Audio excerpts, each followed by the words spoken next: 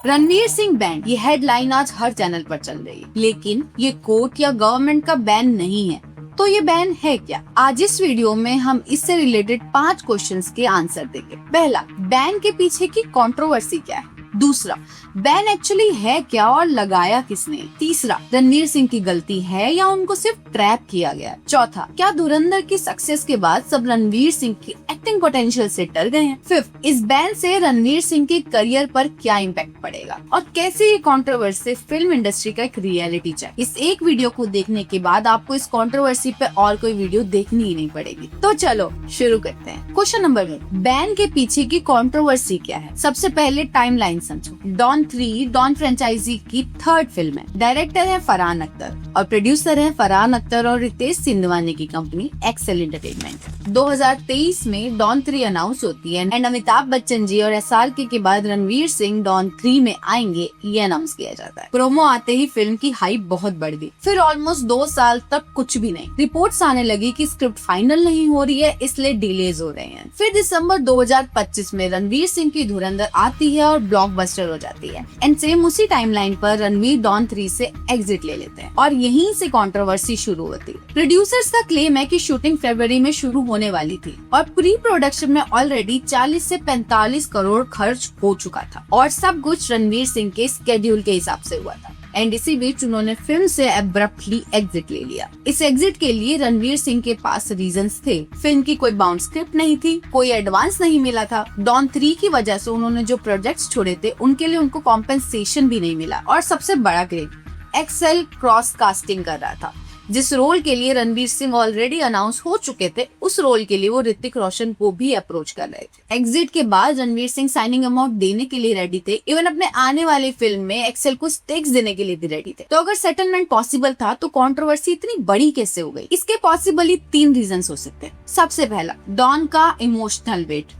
तो डॉन का इंतजार तो 12 मुल्कों की पुलिस कर रही थी, पर डॉन 3 का इंतजार ऑडियंस पिछले 15 साल से कर रही है। और अगर लीड एक्टर फिल्म के शूट शुरू होने से 2 महीना पहले एग्जिट कर दे तो ये फिल्म की एंटिसिपेशन एंड प्लानिंग को खराब कर देता है। दूसरा रीजन है धुरंधर का पावरशिप एंड ये सिर्फ स्पेकुलेशन ही है। धुरंधर से पहले रणवीर सिंह का करियर स्ट्रगल फेज में चल रहा था और शायद इसीलिए एक्सेल डॉन 3 के लिए ऋतिक रोशन को भी अप्रोच कर रही थी। लेकिन धुरंधर की सक्सेस के बाद रणवीर का ऑडियंस पुल इतना ज्यादा बढ़ गया कि अब उनके अलावा किसी और को इस फिल्म में लेना पॉसिबल ही नहीं है। तो एक स्पेकुलेशन ये भी हो सकती है कि प्रोड्यूसर्स इस पूरे मामले को एस्केलेट करके रणवीर सिंह को प्रेशराइज करेंगे कि वो डॉन दोबारा से ज्वाइन करे। और तीसरा रीजन हो सकता है एस्केलेशन और पैसा।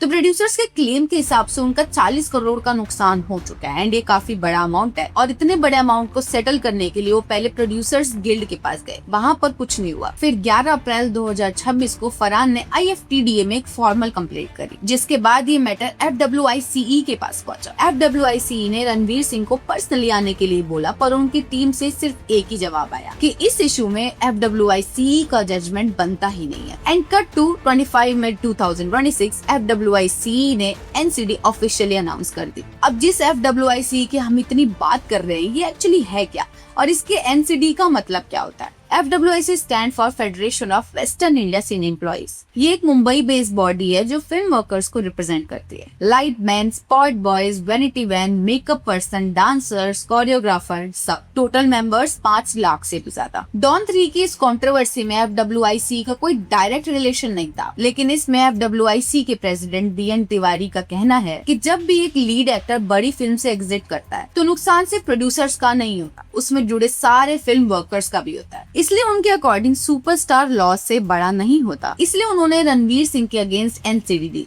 नॉन कॉपरेशन डायरेक्टिव, जिसको हेडलाइंस में बैन कहा जा रहा है, पर ये एक्चुअली बैन नहीं है। जब भी किसी एक्टर या फिल्म पर्सन के अगेंस्ट NCD आती है तो FWIC अपने सारे फिल्म वर्कर्स को एक डायरेक्टिव देता है कि उस एक्टर के फिल्म या सेट पर आप काम नहीं कर सकते। थियोरेटिकली देखो तो इसका इम्पैक्ट काफी बड़ा है। रणवीर सिंह की फिल्म की शूटिंग रुक सकती है क्योंकि 80% क्रू FWIC एफिलेटेड होता है, यानी कि अगर उनके वर्कर्स उनके इस डायरेक्टिव को ना माने और रणवीर सिंह के साथ काम कर ले तो उन पर कोई पेनल्टी या चार्जेस नहीं लगाए जा सकते। और प्रोड्यूसर्स भी ऐसे क्रू को हायर कर सकते हैं जो FWIC से एफिलेटेड नहीं है। तो ये अथॉरिटी FWIC जो क्लेम कर रही है कि वो ये सब अपने वर्कर्स के लिए कर रही है, अगर ध्यान से इसी बात को सोचो तो वो अपने वर्कर्स के बारे में सोच ही नहीं रही है, क्योंकि एक लीड एक्टर के सेट पर 300 से ज्यादा लोग काम करते हैं। और ऐसे में अगर रणवीर सिंह का ही केस ले लो, अगर उन्होंने 45 करोड़ अगले 2 महीने या 3 महीने तक नहीं दी और ये क्लेम सेटल नहीं होता है, होगा क्या? उनके क्रू के जितने लोग हैं,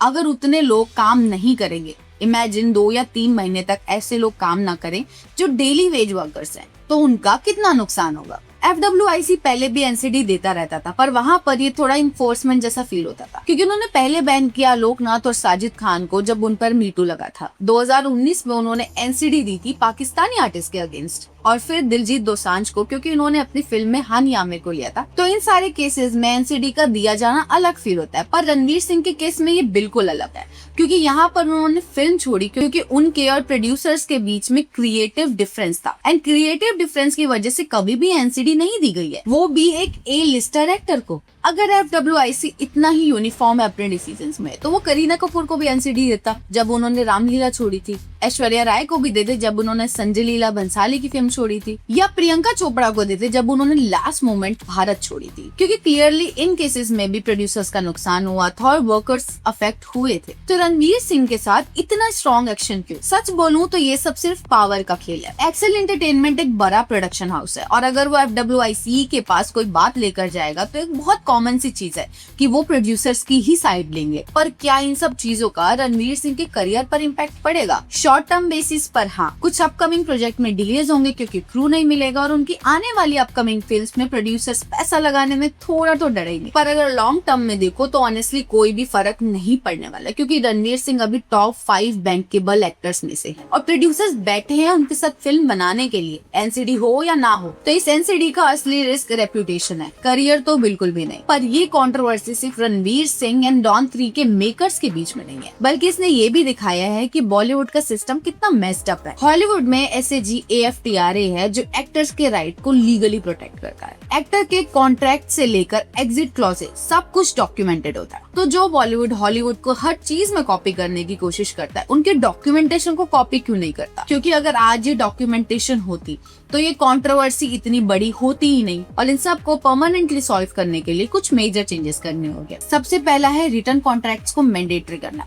वो भी इस तरीके से कि ये सब प्री प्रोडक्शन से पहले ही हो जाए और डायरेक्टर और एक्टर को क्लियरली पता हो कि फिल्म में क्या होने वाला है और क्या नहीं। दूसरा, स्टैंडर्ड एग्जिट क्लॉजेस, चाहे एक्टर बैकआउट करे या प्रोड्यूसर बैकआउट करे, सिचुएशन बिल्कुल सेम होगी। थर्ड, एक्टर की स्ट्रॉन्ग एम्पावर बॉडी, जैसे प्रोड्यूसर्स के लिए प्रोड्यूसर्स गिल्ड, डायरेक्टर्स के लिए IFDDA, फिल्म वर्कर्स के लिए FWICE, वहीं एक्टर्स के लिए भी CINTAA है, बट उसको पावर्स बहुत कम दे रखी है। सोचो अगर सिस्टम्स होते, रणवीर सिंह के पास लीगल रिकॉर्ड्स होता, एक्सेल के सारे लॉसेज एंश्योर्ड होते और वर्कर्स को भी कोई नुकसान नहीं होता। तो इस कंट्रोवर्सी में असली विलन डॉन 3 के मेकर्स या रणवीर सिंह नहीं है, बॉलीवुड का ये अनक्लियर सिस्टम है। एट द एंड हमें ये नहीं पता कि एग्जैक्टली पूरी गलती किसकी है, क्योंकि अभी रणवीर सिंह की तरफ से कोई भी स्टेटमेंट नहीं आया है। अगर उन्होंने प्री प्रोडक्शन ऑलरेडी कर लिया था और फिर बैकआउट करा तो गलती उनकी है, पर अगर प्रोड्यूसर्स की स्क्रिप्ट रेडी नहीं थी और वो क्रॉस कास्टिंग कर रहे थे तो उनका रणवीर सिंह पर इतना बड़ा क्लेम लगाना गलत है। और अगर FWIC हर आर्टिस्ट के केस में इतना ही कंसिस्टेंटली डिसीजंस लेता तो शायद ये एजेंसी थोड़ी क्रेडिबल लगती,